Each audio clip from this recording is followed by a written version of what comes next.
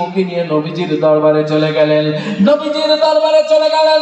মসজিদে নববীর মধ্যে আল্লাহর নবী মুহাম্মদুর রাসূলুল্লাহ সাল্লাল্লাহু আলাইহি ওয়াসাল্লাম সাহাবীদের নিয়ে দার্স করছিলেন।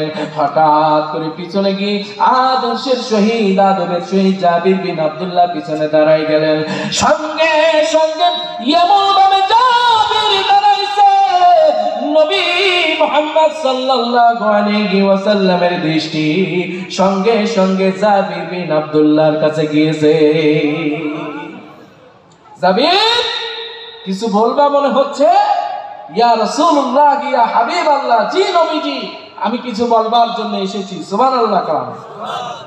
কি বলবা জাবির, বলো। আল্লাহু আকবার। জাবির বলতেছে, নবীজি, ও নবীজি, প্রত্যেকদিন কোন সাহাবীর বাসায় আপনার দাওয়াতের সফর সঙ্গী হয়। গরিব সাহাবী হওয়ার কারণে কোনদিন আপনাকে দাওয়াত করবার সাহস পাই নাই। ও নবীজি, অনেক কষ্ট করে সাহস নিয়ে আপনার কাছে এসেছি, দাওয়াত পেশ করতেছি। নবীজি, আমার বাসায় দাওয়াতটা যদি আপনি গ্রহণ করতেন, জাবির বিন আব্দুল্লাহর বাসাটা ধন্য হয়ে যেত। আল্লাহর নবী সঙ্গে সঙ্গে বললেন, জাবির রে, দেরি করো না,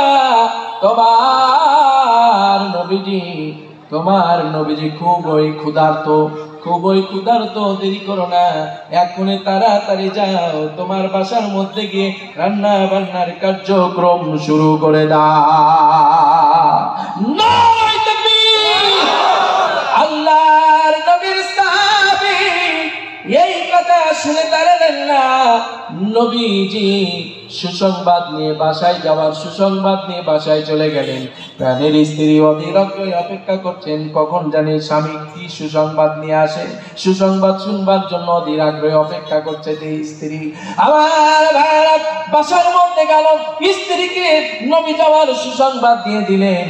সঙ্গে সঙ্গে বড় ছেলেটা, তার 2টা পুত্র সন্তান ছিল, বড় ছেলেটাকে ডেকে তুলে